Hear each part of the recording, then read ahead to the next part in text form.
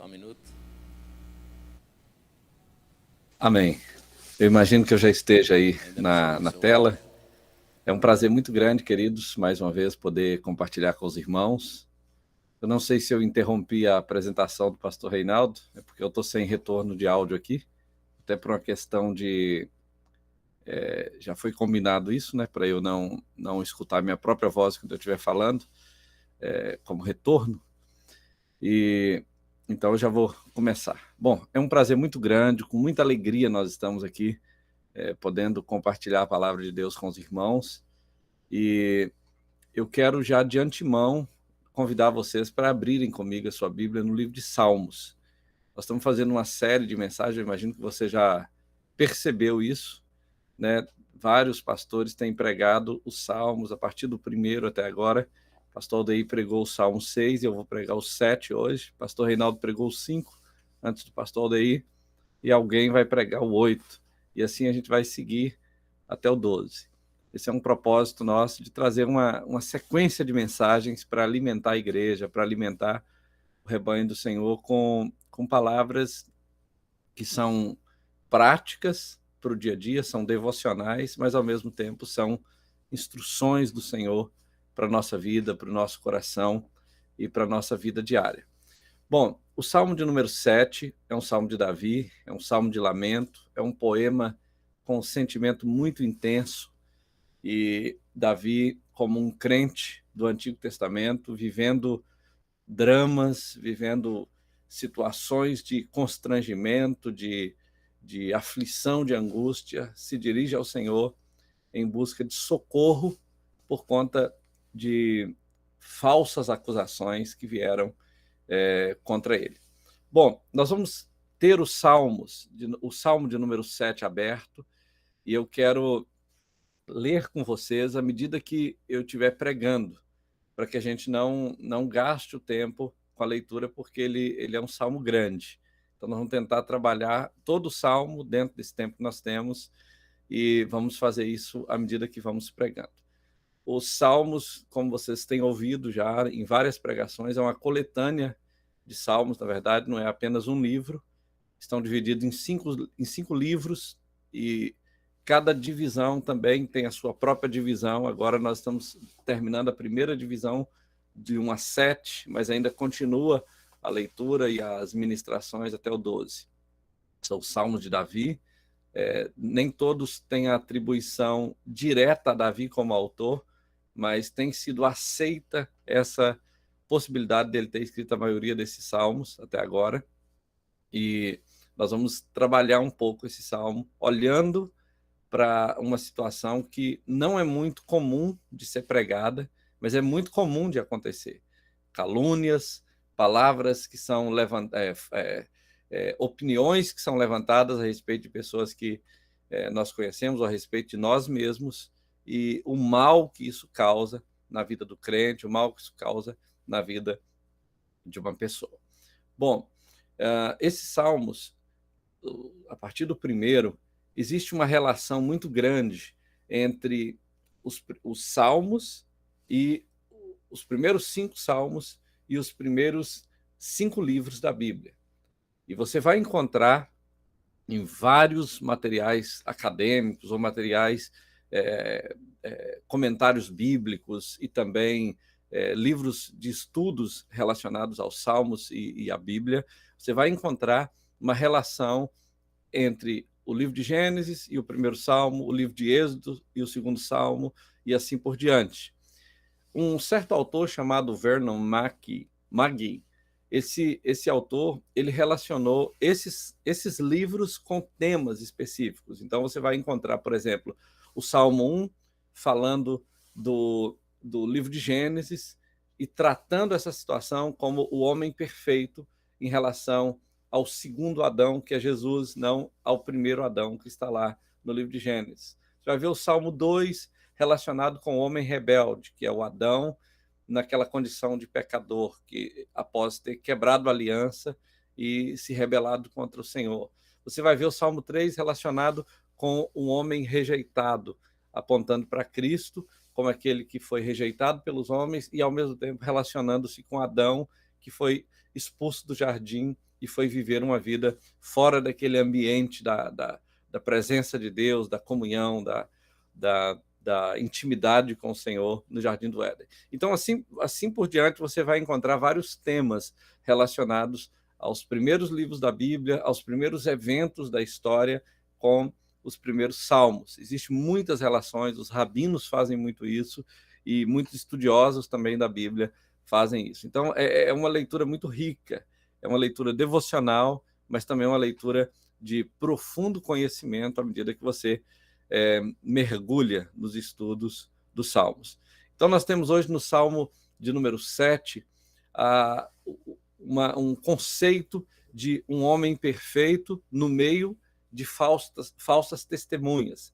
É claro que esse homem perfeito não é Davi, ele é uma referência à experiência de Davi, mas relacionando com Cristo. Cristo, um homem perfeito no meio de falsas testemunhas. Mas Davi, nessa situação, embora ele não fosse perfeito, ele era inocente daquilo que ele estava sendo acusado. E é terrível quando a gente é acusado de alguma coisa que nós não fizemos, ou quando a gente é rotulado por alguma coisa que a gente não fez, ou alguma coisa que a gente não é. Então ele começa no Salmo 7, no versículo 1 e 2, dizendo assim: Senhor meu Deus, em ti me refugio, salva-me de todos os que me perseguem e livra-me para que ninguém, como leão, me arrebate, despedaçando-me, não havendo quem me livre. Então, o salmista começa, em primeiro lugar, declarando a sua absoluta dependência em Deus, buscando refúgio nele ao sentir-se ameaçado por falsas acusações. Ele declara essa absoluta dependência em Deus. E como eu sei que ele fala isso? Ele começa dizendo: Senhor meu Deus. É interessante que esse salmo é o salmo de número 7. Não é por acaso que ele está aqui. Ele é o salmo de número 7 e não é segredo para nós que o número 7 é um número surpreendente em todas as escrituras. Você vai ver, por exemplo, 7 dias da criação, 7 anos de grande abundância na terra do Egito, 7 anos de subsequente fome após aquela abundância no Egito, 7 igrejas, os 7 Espíritos de Deus mencionados no Apocalipse. Então, esse é um ponto que vale a pena notar em relação ao Salmo 7. E esse mesmo autor, Travis Mallet, ele disse que o Salmo 7 é o primeiro salmo em que um padrão de 7 usos do nome de Deus é encontrado aqui. Quando Davi fala, Senhor meu Deus, em ti me refugio, ele usa aquele tetragrama que é conhecido como o nome impronunciável de Deus, Yahweh. A gente usa essa pronúncia, mas não é uma pronúncia correta. Alguns chamam Yahweh, principalmente no inglês, é uma pronúncia mais comum, mas a pronúncia hebraica é uma pronúncia perdida. Então, o salmista vai usar esse tetragrama 7 vezes. Ele faz 7 menções a esse nome, e o salmo começa com o nome de Deus e termina com o nome de Deus, fornecendo para nós uma inclusão desse nome para o salmo como um todo. E aí, o nome Yahweh, ou esse tetragrama do nome impronunciável de Deus, aparece um total de 7 vezes durante o salmo, e também aparece uma outra forma com o El. O El é uma referência a Emmanuel, ou El Shaddai, ou coisas como essa. Então, essa palavra Senhor, já se referindo ao El, ou ao Altíssimo, principalmente no versículo 8, tem esse significado de Altíssimo. E aí, no versículo 10, você vai encontrar, por exemplo, a palavra Al Elohim, aparecendo como o Deus Altíssimo, e ele vai fazendo esse trocadilho de palavras, e você percebe na narrativa do Salmo que Davi sabia com quem ele estava falando. Então, essa expressão Altíssimo aparece pelo menos 3 vezes, em 3 formas diferentes no Salmo, resultando um total de 17 ocorrências apenas nesse Salmo. Então, na verdade, são vários nomes divinos ao todo que ele vai usar enquanto ele está descrevendo esse Salmo. É muito interessante isso acontecer em um salmo cujo número é 7, né? Porque o número 7 é um número de completude, é quando Deus termina a criação. Muitos pensam que o número 7 é o número da perfeição, mas não é. Na numerologia bíblica, o número 8 é considerado o número de Deus, mas o número 7 é o número da completude. E aí, no versículo 8, você vai encontrar o nome Deus Altíssimo listado nessa sequência de nomes que ele coloca no Salmo. Então, isso dá para a gente entender que Davi sabia exatamente com quem ele estava dizendo quando ele disse: ó Deus, ó Senhor, em ti me refugio. Possivelmente, um homem chamado Cushi, que ninguém sabe exatamente quem ele é. Ele era da tribo de Benjamim, ele era provavelmente algum parente próximo de Saul, da família de Saul, do pai de Saul, e ele deu falso testemunho a respeito de Davi, fazendo com que Saul o perseguisse. Você vai ver isso no versículo 1, você vai encontrar isso durante o Salmo, você vai perceber essa narrativa. Alguns pensam que essa perseguição, essas acusações tenham vindo de Simei durante o tempo da perseguição de Davi por Absalão, seu filho, quando estava tentando tomar o trono de Davi. Então, a verdade é que ninguém sabe exatamente quem foi Cushi e exatamente quando isso aconteceu. Mas o fato é, Davi estava debaixo de uma acusação e ele estava sendo terrivelmente afetado por isso. E ele busca, então, refúgio em Deus, que é o único que conhece a inocência de Davi e podia defendê-lo. Um autor chamado Wesby, esse autor, ele é comentarista na verdade, ele é comentarista da Bíblia toda, e ele tem vários livros escritos, já é falecido, era um pastor muito conhecido, batista aqui, e ele disse que Davi salvou as ovelhas do seu pai do ataque de feras perigosas. Você vai ver isso em 1 Samuel 17. Ele era um homem corajoso e ele enfrentava feras perigosas para salvar as ovelhas do seu pai, mas nesse momento ele se sentia como se fosse uma vítima por conta dessa acusação que ele estava sofrendo. E para casos em que os animais simbolizam inimigos, é o que o Wesby diz, ele então vai dizer o seguinte: o próprio Davi se considera nesse salmo um cão morto, uma pulga, uma ave sendo caçada, e Saul julgou Davi incorretamente, e Davi tem que confiar em Deus para protegê-lo, para salvá-lo dessa situação. A grande verdade, queridos, é que falsas acusações são muito comuns, especialmente hoje, quando nós estamos cercados de recursos, né, da mídia. As pessoas comentam, as pessoas espalham notícias que necessariamente não são verdadeiras a respeito de alguém, e isso, às vezes, destrói muitas pessoas. Então, alguns cristãos se entristecem e até perdem a fé quando se tornam alvos de fofocas. É muito comum isso acontecer na igreja. Amizades, às vezes, acabam por conta de mentiras criadas pelas outras pessoas, pessoas próximas, pessoas distantes, que não conhecem bem exatamente o que está acontecendo.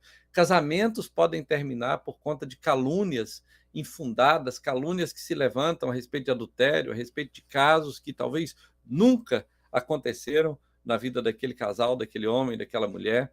Pastores, muitas vezes, são acusados de desvio moral, perdem o ministério, perdem a família, e mais tarde se descobre que aquelas falácias eram só falácias.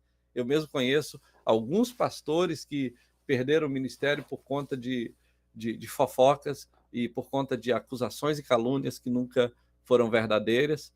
E pessoas inocentes, muitas vezes, são acusadas, são condenadas por crimes que nunca cometeram. Alguns acabam enfrentando a prisão perpétua, outros são levados para a pena capital, terminam na cadeira elétrica, morrem por conta daquilo que nunca fizeram, por erro de justiça, por erro de julgamento, ou até por malícia de certos departamentos de justiça. É muito comum isso acontecer aqui nos Estados Unidos. Agora mesmo tem uma série no Netflix de uma família chamada Avery.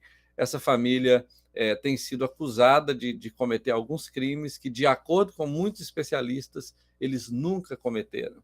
Estão presos, já tem mais de 20 anos que estão presos, tentaram vários recursos e continuam presos. Então, não tem nada mais terrível do que você ser acusado e estar condenado por alguma coisa que você nunca fez. E é isso que Davi estava se sentindo. Por isso ele vem a Deus, ele fala: Senhor meu Deus, em ti me refugio, salva-me de todos os que me perseguem e livra-me para que ninguém como leão me arrebate, despedaçando-me, não havendo quem me livre. Davi tinha poder, como rei, de fazer muitas coisas para se defender, mas ele estava se sentindo vítima de uma acusação para a qual ele não tinha defesa, a não ser recorrer ao Senhor. Então ele busca ao Senhor em busca de paz, em busca de limpar a sua imagem, porque como crentes, Davi era o crente do Antigo Testamento, mas como crentes nós temos uma imagem a zelar, não uma imagem baseada na vaidade, no orgulho, ou apenas no estereótipo, mas nós carregamos o nome de Cristo, nós carregamos a marca de Cristo, a marca da promessa. Nós não podemos ser queimados por falsas acusações, e era isso que Davi estava sentindo. Então, a segunda coisa que eu vejo nesse salmo, a partir do versículo 3 a 5, o salmista se declara inocente e ele se apresenta para um escrutínio divino. A maneira como ele se apresenta para esse escrutínio divino é muito interessante, porque quando as pessoas são acusadas, muitas vezes elas têm culpa no cartório e elas tentam esconder e maquiar aquela real situação. Mas Davi parece realmente não ter culpa por aquilo. E ele fala assim: Senhor, meu Deus, se eu fiz isso de que me culpam, versículo 3 a 5, se cometi alguma injustiça, se paguei com o mal a quem estava em paz comigo, eu que poupei aquele que sem razão me oprimia, então que o inimigo me persiga e me alcance, pisoteie no chão a minha vida e reduza a pó a minha glória. Ele se apresenta a Deus usando uma linguagem de tribunal, usando termos legais. E Davi não está aqui negando a sua natureza pecaminosa e dizendo: olha, eu não sou um pecador. Não é isso que ele está dizendo. Ele está dizendo assim: olha, eu sou inocente em relação a esta acusação que eu estou recebendo. Davi não tinha dificuldade nenhuma de assumir culpas.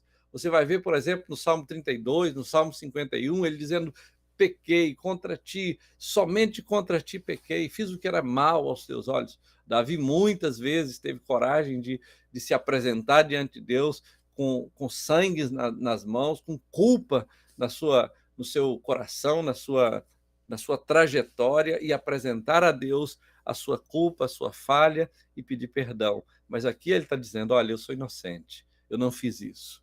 Isso de que estão me acusando não é verdade, eu não tenho responsabilidade para com isso, mas ele não tinha como provar a sua inocência.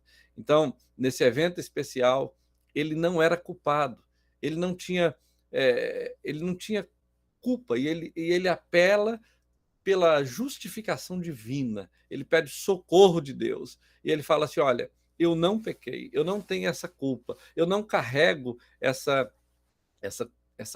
responsabilidade pelo que estão me acusando. Mas ele fala assim: se porventura eu pequei, se porventura, sem razão, eu oprimi alguém, ou se por alguma razão eu tenha feito qualquer mal a alguma pessoa, então que esse inimigo me persiga e me alcance, me pisoteie no chão e faça com que a minha vida se reduza a pó, a minha glória, né? Então, a ideia dele é o seguinte: olha, eu não cometi esse pecado, mas se eu tiver qualquer culpa, então que o juízo venha sobre mim. Ele não está com medo de encarar o juízo, ele está disposto a assumir responsabilidades se ele tiver alguma, mas nesse caso ele está dizendo: eu não tenho culpa. É muito legal isso, porque muitas vezes, quando somos acusados, nós queremos defender a nossa imagem, mas não checamos o nosso coração, não sondamos qual o grau de responsabilidade que nós temos. E Davi aqui está disposto a ser escrutinado, a ser investigado para saber se ele tinha qualquer responsabilidade, embora ele soubesse que não tivesse, que não tinha. Bom, em terceiro lugar, o salmista ora pedindo a Deus para trazer julgamento. Ele clama a Deus pedindo para entrar em juízo nessa situação. No Salmo 7, versículos 6 e 9, ele vai dizer assim: levanta-te, Senhor, na tua indignação, mostra a tua grandeza contra a fúria dos meus adversários e desperta-te em meu favor, segundo o juízo que designaste. Reúnam-se os povos ao redor de ti e das alturas domina sobre eles. O Senhor julga os povos. Julga-me, Senhor, segundo a minha justiça e segundo a integridade que há em mim.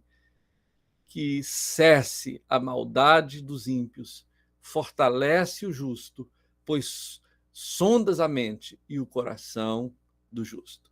Davi se apresenta diante de Deus com duas coisas interessantes. Primeiro, ele vai mostrar que ele tem sede de justiça. É por isso que ele pede o juízo sobre as nações, sobre aqueles que especialmente sobre aquele que o acusava. Ele clama a Deus para que traga juízo sobre a terra. Mas, ao mesmo tempo, ao pedir juízo sobre a terra, Davi faz uma coisa que a maioria de nós não faz. Davi age sem parcialidade quando ele fala assim: julga, Senhor, os povos, julga-me, Senhor, segundo a minha justiça e segundo a integridade que há em mim.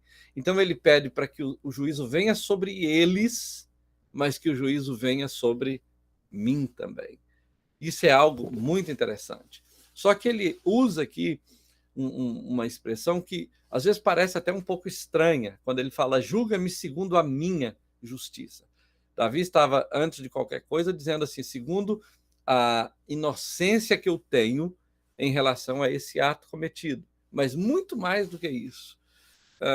Travis Mallet, que é a pessoa com quem nós estamos nos referenciando enquanto a gente está estudando esse salmo e lendo esse salmo, ele fala que claramente essa transição de ser simplesmente certo para pedir a Deus literalmente para julgá-lo de acordo com a sua justiça, a justiça de Davi, a própria justiça de Davi, e sondar a sua mente, e sondar o seu coração, requer alguma reflexão pensativa a respeito disso. Porque que justiça Davi tinha? Baseado em que justiça Davi queria que Deus o julgasse? Quem é a pessoa que pode chegar diante de Deus e dizer assim: julga-me segundo a minha justiça? Porque todos nós somos pecadores. Então, do ponto de vista cristão, isso é facilmente corrigido por um simples fato lógico. Davi, ele é citado no capítulo 11 de Hebreus, que é considerado o capítulo da fé, o capítulo dos heróis da fé, onde nós aprendemos que os patriarcas realizaram grandes coisas e alcançaram a salvação pela fé, não pela sua própria justiça. Também nós podemos lembrar lá de 1 Coríntios, capítulo 1:30, em que Cristo Jesus se tornou para nós, o que Paulo vai dizer, a própria sabedoria de Deus. E isso significa que ele é a nossa justiça, a nossa santidade, a nossa redenção. Ou seja, nós que estamos em Cristo Jesus possuímos uma verdadeira justiça, uma verdadeira e pura justiça. Assim nós sabemos que, pela indicação implícita lá que está em Hebreus, a respeito de Davi, Davi se tornou herdeiro da justiça que vem da fé. Ele não se tornou herdeiro da justiça que vem das obras ou que vem de alguma coisa boa que ele tenha feito, mas da própria fé. E se vamos dizer assim, se essa peça do quebra-cabeça está faltando, parece loucura alguém absolutamente, realmente uma loucura alguém assumir que possui algum tipo de justiça diante de Deus, de um Deus que é puro, de um Deus que é santo, de um Deus que é reto, que é justo juiz. Alguém não pode chegar diante de Deus e falar: julga-me segundo a minha própria justiça, a minha justiça. Ninguém pode falar isso a menos que esteja bem protegido com o que está dizendo. Então, esse manto de justiça que é Cristo Jesus, nós podemos recebê-lo pela fé, por meio da graça que nos é oferecida, e estar confiantes diante do julgamento do Senhor. Davi, ele não fala isso sem um fundamento, sem um embasamento. Davi sabia com quem ele está falando, e ele sabia baseado em que justiça ele estava. A gente vai caminhar nesse salmo e nós vamos entender por que Davi podia dizer: julga-me segundo a minha justiça. Primeiramente, porque ele sabia que era inocente, e segundo, porque ele estava fundamentado numa palavra sólida que ele havia recebido dos patriarcas, que ele havia recebido de Deus através da história de Israel. O salmista, em terceiro lugar, ele expressa uma forte confiança em Deus quando ele vai dizer assim: Deus é o meu escudo, ele salva os retos de coração. Esse é o versículo de número 10. Ele salva os retos de coração. John Gill foi um pastor que pastoreou a igreja onde Spurgeon foi pastor na Inglaterra, mas ele pastoreou antes de Spurgeon. E ele, comentando sobre esse verso, ele diz que esse escudo do qual Davi está falando é Cristo. E para ele, Davi estava com a palavra, né? Na verdade, Cristo estava com Davi na forma da palavra, como seu redentor, como seu redentor vivo, como o redentor do seu povo, e ele estava ali antes da encarnação, antes de se tornar homem, antes de nascer da Virgem Maria, ele estava com Davi por meio da palavra que Davi estava dizendo, porque ele é a palavra que se fez carne. Ele está agora conosco como nosso intercessor, como nosso advogado, e ele se declara em nossa defesa e se opõe contra todas as acusações que Satanás tenta levantar contra nós, na nossa consciência, no nosso coração, e ele faz isso, Jesus faz isso por meio da sua justiça, do seu sangue que é imputado em nós. Agora, num comentário bíblico de um autor muito conhecido chamado Benson, ele diz o seguinte, que essa frase, meu escudo, que Davi vai usar aqui nesse salmo, no hebraico tem um sentido de dizer o seguinte: o Senhor carrega o meu escudo diante de mim, igual um escudeiro fazia numa guerra. Ele está dizendo, o meu Senhor, ele vai à minha frente, segurando um escudo para me proteger e, ao mesmo tempo, para atacar os meus inimigos. Quando Davi usa essa palavra, o Senhor é o meu escudo, e ele fala, julga-me segundo a minha justiça, e fala, o Senhor é o meu escudo, no verso 10, Davi não estava falando nada sem fundamento. Na verdade, a primeira vez que essa palavra meu escudo aparece na Bíblia vai aparecer lá em Gênesis, no capítulo 15, versículo 1, quando o Senhor aparece em visão para Abraão e diz assim, não tenhas medo, Abraão, eu sou o teu escudo, a sua recompensa será grande. Davi estava citando a palavra de Deus, ele estava citando a palavra de Deus, que é o próprio Cristo. Jesus disse que ele é a palavra se fez carne, em João, no capítulo 1. Então, Davi estava respaldado com a justiça de Cristo, quando ele diz, julga-me segundo a minha justiça. Davi não conheceu Cristo pessoalmente, mas ao citar a palavra, ele se protegia com a justiça de Cristo e ele podia clamar a Deus para trazer juízo sobre ele, porque ele estava protegido. Uma outra coisa que nós aprendemos nesse salmo, em quarto lugar, é que o salmista alerta aos transgressores quanto aos julgamentos futuros de Deus, porque eles virão sobre os transgressores, inevitavelmente. Ele fala nos versículos 11 a 13 o seguinte, Deus é o justo juiz, Deus que sente indignação todos os dias. Se alguém não se converter, Deus afiará sua espada, já armou e deixou pronto o seu arco. Para ele já preparou armas mortais, fez as suas setas inflamadas. Davi aponta aqui para o futuro, dizendo assim, olha, o juízo virá sobre os pecadores. Os pecadores continuam pecando, os pecadores continuam quebrando aliança e rompendo o relacionamento com Deus, se rebelando contra Deus, mas o juízo virá sobre eles. É interessante que essa frase, Deus é justo juiz, Deus que sente indignação todos os dias. Esse versículo na língua original, ele tem um sentido um pouco diferente desse que nós temos no português, embora os dois estejam certos. Por exemplo, na Vulgata Latina, ele aparece assim: Deus é um justo juiz, ou um juiz justo, forte e paciente. Ele ficaria com raiva todos os dias? Aparece em tom de pergunta.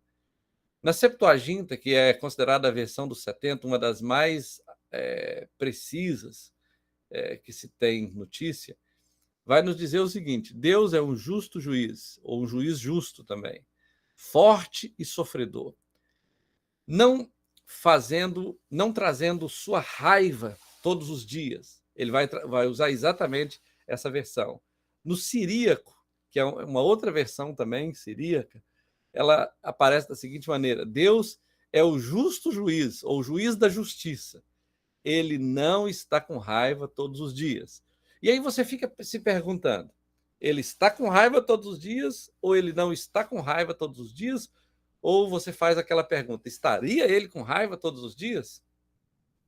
É claro que esse termo precisa ser mais estudado, mas o que eu posso dizer é o seguinte: olha, eu não penso em um Deus com raiva todos os dias, mas eu penso em um Deus que não ficará com raiva todos os dias. Ele vai trazer juízo sobre a terra. Deus não vai ficar se irando todos os dias.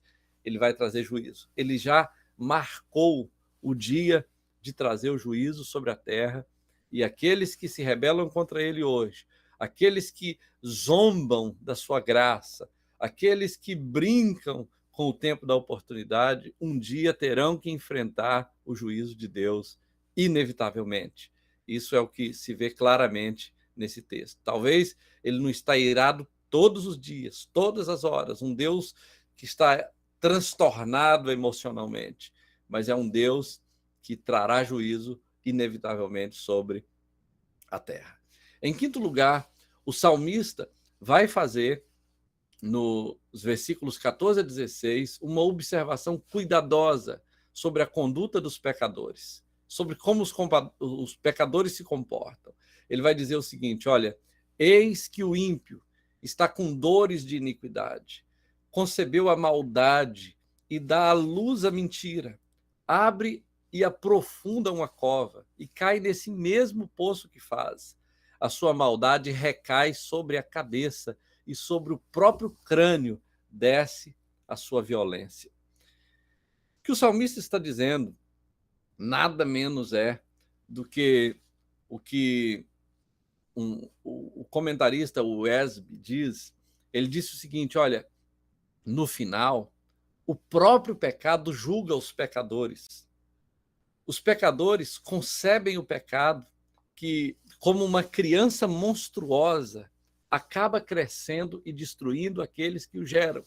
Porque o pecado ele está sendo gerado como uma mulher está gerando um bebê. Mas o que nasce é uma criança monstruosa, o que nasce é iniquidade, o que nasce é impureza. E esse pecado que gera essa iniquidade acaba destruindo aqueles que o geram. É exatamente o que o salmista Davi está descrevendo nesse salmo. O Wesby vai comentar o seguinte, que os problemas que os ímpios causam acabam voltando-se contra eles e caem na sua própria cabeça. Ele vai citar Gálatas capítulo 6, versículo 7, dizendo que tudo que o homem plantar, isso ele vai colher. E ele vai dizer o seguinte: ó, que existe em nosso mundo um sistema de retribuição divina do qual ninguém consegue escapar. Ninguém. De Deus não se zomba. Tudo que o homem plantar, isso também ele ceifará. Alguns exemplos da Bíblia que nos ajudam a entender isso, por exemplo, o exemplo do rei Saul. Deus abandonou o rei Saul por causa dos seus caminhos, por conta das suas atitudes, dos seus pecados. E, por fim, tanto a flecha quanto a espada alcançaram a Saul. Saul desejava matar a Davi, mas o rei perverso acabou sendo morto pela própria espada. A própria espada que ele queria usar contra Davi. Faraó, aquele grande imperador, aquele grande rei do Egito, que oprimiu Israel durante 430 anos, durante toda a escravidão. Não foi apenas um faraó, foram vários, mas esse faraó, lá no início da história de Israel no Egito, ele ordenou que os bebês hebreus do sexo masculino fossem afogados no rio Nilo. Mas um dia chegou quando todos os primogênitos dos egípcios, tanto dos homens quanto dos animais, foram vingados pelo anjo do Senhor, e o seu próprio exército acabou afogando-se debaixo das águas do Mar Vermelho quando o faraó tentava perseguir o povo de Israel. Ele se levantou contra os primogênitos do Senhor, Deus se levantou contra os primogênitos dele, Deus se levantou contra todos os homens daquele país, contra todo o exército daquela nação, e os destruiu. Então, de Deus não se zomba. Tudo que o homem fizer, isso ele também vai ceifar. Amã, que foi aquele que tentou se levantar contra Mordecai, lá no tempo de Assuero, no tempo de Esther, no livro de Esther você vai encontrar essa história. Esse Amã era provavelmente também descendente daquele parente de Davi, Simei, que estava se levantando contra Davi parente de Saul, que estava se levantando contra Davi quando Davi fugia de Salomão. Agora Amã, lá na corte do rei Assuero, naquela região da Babilônia, ou da região da Pérsia, ele se levanta contra Mordecai, arma uma forca para enforcá-lo, mas o próprio Amã terminou enforcado na forca que ele criou para enforcar Mordecai. Então, se você vai lendo essas histórias da Bíblia, você vai perceber que o que Davi está falando aqui é exatamente isso que acontece. Eis que o ímpio está com dores de iniquidade, concebeu a maldade e dá à luz a mentira, abre e aprofunda uma cova e cai nesse mesmo poço que faz. A sua maldade recai sobre a sua cabeça e sobre o próprio crânio desce a sua violência. Então, aquilo que o ímpio faz, ele acaba sendo vítima, acaba se tornando vítima do seu próprio pecado. Davi termina esse salmo, ele encerra esse salmo louvando a Deus pela sua justiça. Ele diz assim no versículo 17: eu, porém, louvarei ao Senhor, segundo a sua justiça, e cantarei louvores ao nome do Deus ou do Senhor Altíssimo. Ele termina com a palavra Yahweh, El Elohim. Ele está dizendo do Senhor Deus Altíssimo. Joseph Parker, ele comenta a respeito desse versículo, dizendo que este salmo vem com um tom de tristeza e solidão lá no início, mas ele sai com símbolos e danças, e canções e expressões de triunfos. Na verdade, louvar a Deus pelas suas misericórdias é o caminho para aumentá-las. Quando você louva a Deus, quando você exalta a Deus, quando você engrandece a Deus, você realmente engrandece essas misericórdias, essa graça do Senhor dentro de você. Davi não está louvando aqui pela tragédia que virá sobre os ímpios, sobre aqueles que se rebelam contra o Senhor, mas ele está louvando, acima de tudo, pela justiça do Senhor que será impetrada sobre a terra. Quem não quer ter um Deus justo, um juiz reto que julga com retidão? Bom, para nós terminarmos essa palavra, queridos, algumas conclusões práticas nós precisamos tomar dessa leitura que fizemos. Primeira coisa, nós devemos lembrar que jamais devemos nos levantar e fazer acusações contra as pessoas, sabendo quão danosas essas acusações podem ser na vida dos nossos irmãos, dos nossos semelhantes. Então, tome uma decisão de jamais concordar ou de jamais abrir a sua boca para acusar, para caluniar, para difamar alguma pessoa, ainda que você acredite que tenha motivos para fazer isso. Não faça, porque isso é danoso. Muitas vezes nós nos baseamos em informações limitadas para fazer isso e destruímos pessoas.